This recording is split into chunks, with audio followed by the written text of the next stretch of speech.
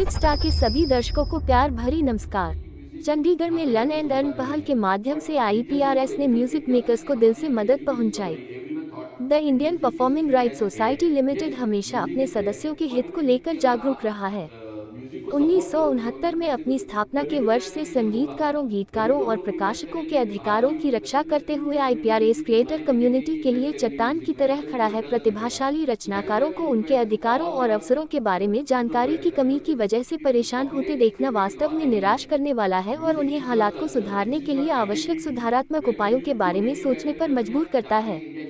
एक जिम्मेदार copyright society के रूप में आईपीआरएस कोविड महामारी के दौरान अपने सदस्यों को हुई आर्थिक परेशानियों से अच्छी तरह अवगत था। इस तेजी से बदलते संगीत परिदृश्य में सोसाइटी ने अपने सदस्यों के कई संदेहों और सवालों को भी समझा। इस चिंता को ध्यान में रखते हुए अपने सदस्यों को जागरूक, शिक्षित और सशक्त बनाने के लिए पहल शुरू करने की जरूरत सामने आई। इस पहल के माध्यम से अपने सदस्यों तक पहुंचना आईपीआरएस के प्रमुख उद्देश्यों में से एक बन गया। इस दिशा में सफर की शुरुआत करते हुए आईपीआरएस ने अपने सदस्यों के लिए वर्कशॉप की एक सीरीज शुरू करने का फैसला किया। देश भर में चलने वाली कार्यशालाएं आईपीआरएस सदस्यों की आंखें खोलने वाली हैं, जिससे उनकी क्रिएटिव जर्नी और करियर को लाभ मिलता है। लर्न एंड अर्न टाइटल वाली नॉलेज वर्कशॉप ने इस साल की शुरुआत में देश भर के शहरों में सफलतापूर्वक सत्रों का आयोजन किया। लाइव परफॉर्मेंस और नॉन फिल्मी म्यूजिक की परंपरा के साथ पंजाबी संगीत उद्योग पिछले कुछ समय से भारत में नॉन फिल्म म्यूजिक सेक्टर को लीड कर रहा है। बहुत से लोगों को पंजाबी भाषा पूरी तरह से समझ में भले न आए, पूरे देश और विदेशों में लोग पंजाबी गाने सुनते हैं। यह लंबे समय से प्रचलित इस बात को रेखांकित करता है कि संगीत की कोई भाषा नहीं होता। पंजाब की समृद्ध संगीत विरासत में गुरबानी संगीत, सूफी संगीत, लोक और पंजाबी पॉप म्यूजिक जैसे जॉनर्स में कुछ सबसे कमाल के संगीतकार शामिल हैं। पंजाबी संगीत में जॉनर डिफाइंड इंडिपेंडेंट आर्टिस्ट भी शामिल हैं, जिन्होंने बड़ी संख्या में लर्न एंड अर्न वर्कशॉप में भाग लिया। म्यूजिक इंडस्ट्री के प्रमुख दिग्गजों, विशेष रूप से चंडीगढ़ से जिनमें जाने माने संगीतकार, गीतकार, प्रकाशक और सभी सम्मानित आईपीआरएस सदस्य शामिल थे, की उपस्थिति ने इस आयोजन को और भी उल्लेखनीय बना दिया। वर्कशॉप में चर्चा का केंद्र बिंदु म्यूजिक में कॉपीराइट संबंधित क्षेत्रों जैसे म्यूजिक लाइसेंसिंग की अहमियत और डिजिटल युग में उभरते ट्रेंड्स और तकनीकी प्रगति आदि रहे। इसमें कॉपीराइट सोसाइटियों की भूमिका जैसे आईपीआरएस क्रिएटर्स के अधिकारों और बढ़ती म्यूजिक इंडस्ट्री में उनके वाजिब अधिकारों की रक्षा करने में अहम भूमिका निभा रहा है, इस पर भी बात हुई। इस पहल की तारीफ करते हुए महान गायक, गीतकार और एक्टर गुरदास मान ने कहा, आईपीआरएस के एक सदस्य के रूप में मुझे बहुत खुशी है कि आईपीआरएस कॉपीराइट, रॉयल्टीज और संगीत से जुड़े तकनीकी विषयों पर म्यूजिक क्रिएटर्स और आर्टिस्ट्स के बीच जागरूकता पैदा करने के लिए इन नॉलेज वर्कशॉप्स का आयोजन कर रहा है। संगीत उद्योग में काम करने वाले क्रिएटर्स को इससे अतिरिक्त फायदा होगा। मुझे बहुत खुशी है कि आईपीआरएस ने संगीत तैयार करने वालों को सभी जरूरी चीजों के बारे में शिक्षित करने की इतनी बड़ी जिम्मेदारी उठाई है। सभी संगीत प्रेमियों और रचनाकारों को मेरी ओर से शुभकामनाएं। अंत में सभी म्यूजिक यूजर्स के लिए मेरा संदेश है कि वे जिस संगीत का उपयोग कर रहे हैं उसके लिए लाइसेंस लें। इस बारे में बताते हुए स्पीड रिकॉर्ड्स के मैनेजिंग डायरेक्टर सतविंदर कोहली ने कहा, म्यूजिक हमेशा से पंजाब की संस्कृति और इतिहास का एक अभिन्न अंग रहा है। पंजाबी म्यूजिक इंडस्ट्री भारत की सबसे बड़ी नॉन फिल्म म्यूजिक इंडस्ट्री है और पिछले कुछ वर्षों में इसने अपने म्यूजिक बीट्स और कंपोजिशन के लिए दुनिया भर में लोकप्रियता बटोरते हुए अविश्वसनीय बढ़ोतरी दर्ज की है। इस इंडस्ट्री के प्रत्येक वर्टिकल के लिए इनोवेशन और उन्नति के साथ वैश्विक लहरों पर सवार है। अच्छी ग्रोथ के साथ इस क्षेत्र के म्यूजिक क्रिएटर्स और आर्टिस्ट्स को उचित ड्यूज और क्रेडिट देने की महत्वपूर्ण जिम्मेदारी सामने आती है। मुझे खुशी है कि ऐसा करने और म्यूजिक कम्युनिटी को सपोर्ट करने के लिए यहाँ आईपीआरएस मौजूद है। आईपीआरएस सबसे सक्षम और पारदर्शी कॉपीराइट सोसाइटी के रूप में लगातार काम कर रहा है और यह अपने सदस्यों के लिए प्रभावी रूप से रॉयल्टी जुटा रहा है, जिसमें विदेशों से भी रॉयल्टी जुटाना शामिल है। पिछले कुछ वर्षों में रॉयल्टी के वितरण में जबरदस्त बढ़ोतरी देखने को मिली है और सोसाइटी के समर्पित प्रयासों और फोकस के कारण ही कोविड जैसे मुश्किल समय में भी सोसाइटी ने अपने राजस्व में बढ़ोतरी दर्ज की। लंबे समय से आईपीआरएस के सदस्य के रूप में गीतकारों, संगीतकारों और इस इंडस्ट्री में संगीत से जुड़े सभी लोगों के लिए आयोजित इस पहल और वर्कशॉप का हिस्सा बनकर मैं बहुत खुश हूँ। यह उन सभी म्यूजिक क्रिएटर्स की मदद करेगा जो अपनी क्रिएटिविटी में व्यस्त हैं और अक्सर कॉपीराइट, रॉयल्टी और अन्य तकनीकी पहलुओं जैसे मामलों से अनभिज्ञ होते हैं, जो उनके क्रिएशन से बेहतर रिटर्न पाने के लिए महत्वपूर्ण होते हैं।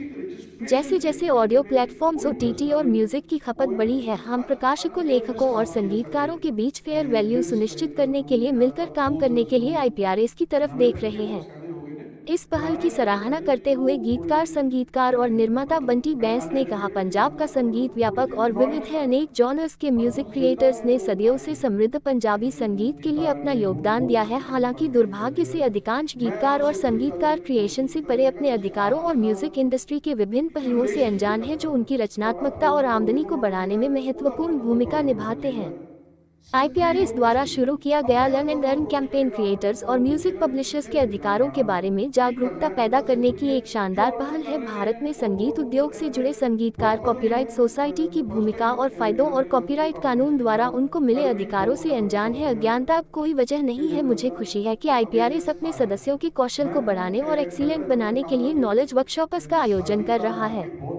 अपने विचार साझा करते हुए जाने माने गीतकार, स्क्रीन राइटर, फिल्म निर्माता और IPRS बोर्ड के सदस्य मयूर पुरी ने कहा, IPRS म्यूजिक क्रिएटर कम्युनिटी की एकमात्र सबसे तेज और सबसे महत्वपूर्ण आवाज है। आज हर दिन संगीत उद्योग का अधिक से अधिक विकेंद्रीकरण हो रहा है और हमारे दूरदर्शी चेयरपर्सन जावेद अख्तर साहब के निर्देश के अनुसार IPRS में हम सभी के लिए जरूरी है कि हम अपनी विविधता और समावेश की पहल को आगे बढ़ाएं।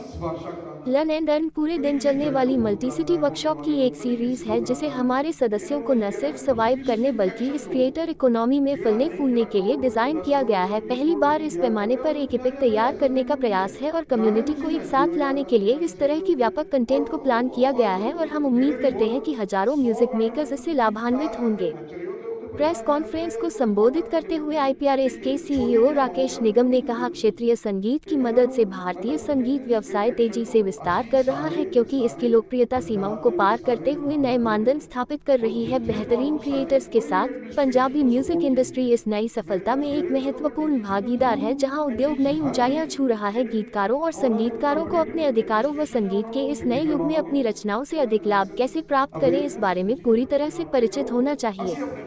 इसलिए IPRS में हमारी नई पहलों और गतिविधियों का उद्देश्य ज्ञान और जागरूकता के माध्यम से अपने सदस्यों को अपस्किलिंग और सशक्त बनाना है। IPRS में हमारा प्राथमिक लक्ष्य अपने सदस्यों के लिए अवसरों का विस्तार करना और एक वाइब्रेंट इकोसिस्टम का मार्ग प्रशस्त करना होगा, जो उन्हें और इंडियन म्यूजिक बिजनेस को नई ऊंचाइयों पर ले जाएगा। श्री निगम आगे कहते हैं, कोविड संकट के दौरान जब लाइव शोज, कॉन्सर्ट्स, फिल्मिंग और ऑन ग्राउंड इवेंट को अचानक बंद कर दिया गया था, IPRS ने सदस्यों की मदद करने में अहम भूमिका निभाई। शुक्र है नए इनकम पैदा करने के अवसर सामने आए, क्योंकि डिजिटल संगीत की खपत बढ़ गई। वित्त वर्ष 2021-22 में IPRS का राजस्व 82% की बढ़ोतरी के साथ 3000 मिलियन रुपए को पार कर गया। पिछली तिमाही के मुकाबले मासिक रॉयल्टी पेमेंट साइकिल की शुरुआत करते हुए IPRS ने 2020 में 15% की वृद्धि के साथ रु. 2100 मिलियन की राशि का अपना उच्चतम सिंगल ईयर रॉयल्टी पे आउट दर्ज किया। इस मुश्किल समय में IPRS ने प्रायोगिक तौर पर अप्रैल 2020 से मार्च 2022 के बीच कई किश्तों में अनेक मेंबर वेलफेयर इनिशिएटिव्स और इमरजेंसी रिलीफ फंड के रूप में 97 मिलियन रुपए का भुगतान किया। इसके अलावा IPRS ने बीमार सदस्यों को चिकित्सीय मदद भी दी। जारी ट्रेंड को देखते हुए हम उम्मीद करते हैं कि हम ग्रोथ की रफ्तार को बनाए रखेंगे और वर्तमान वित्तीय वर्ष को नए बेंचमार्क स्थापित हुए समाप्त जीते, क्योंकि जिसकी कला, जिसका काम आपकी जिंदगी को बेहतर बना रहा है, उसको जीने के योग्य बना रहा है, उसको ज्यादा क्वालिटी ऑफ लाइफ प्रेजेंट कर रहा है, उसकी लाइफ खराब क्यों? तो ये एक मुद्दा है जिसको लेके कई साल पहले 1950s में बर्न कन्वेंशन हुआ स्विट्जरलैंड में, जहाँ पे ये रॉयल्टी और ये सारी चीज़ें कॉपीराइट सारे देशों ने मिलकर डिसाइड किया कि भाई एक कॉपीराइट नाम की चीज़ होती है, उसको फॉलो करना चाहिए, आर्टिस्टों को अपने काम की रॉयल्टी मिलनी चाहिए ताकि उनका फ्यूचर सेफ हो। और भारत पीछे नहीं था उस दौड़ में, उस मूवमेंट में भारत पीछे नहीं था। 53 में बर्न कन्वेंशन हुआ, 57 में हमारे यहाँ कॉपीराइट लॉ बन गया केवल 4 साल के अंदर। तो हम पीछे नहीं थे। जहां तक लॉ बनाने की बात आती है, हम पीछे नहीं है।